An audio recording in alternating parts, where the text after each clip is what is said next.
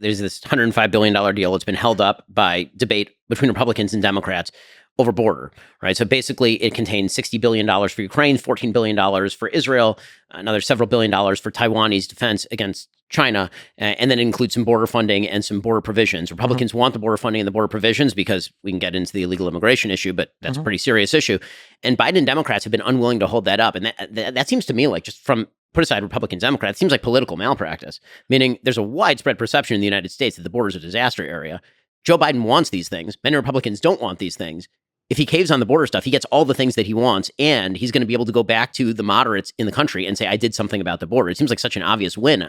If he caves on the border stuff, you mean on the Ukraine stuff? Yes, because then he gets the whole package. Meaning he can go back to his own base and he can say, listen, guys, I wanted to be easy on the border. The Republicans forced me to it, but we needed the Ukraine aid. We needed the Taiwan aid, right? Yeah. Like that's you're going to be more educated than me on this. I don't like, or maybe I just don't know enough.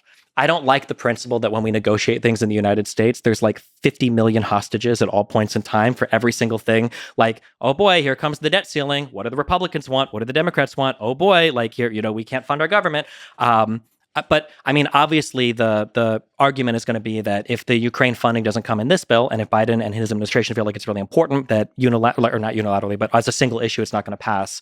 So I would say that at this point, and I don't know what the conversations look like between the Biden administration and Zelensky, I would say at this point that it's probably fair to start making contingencies on the money that we give to Ukraine, that listen, like this conflict has, waged on now. Like now we need to start looking for potential peace. We can't just write you an unlimited check. So, I mean, if those strings are attached, I'd be okay with it. But the broader question of like, is it okay to make this particular piece of legislation with all this funding contingent on the Ukrainian funding? I mean, that just seems to be the way the government works now, unfortunately.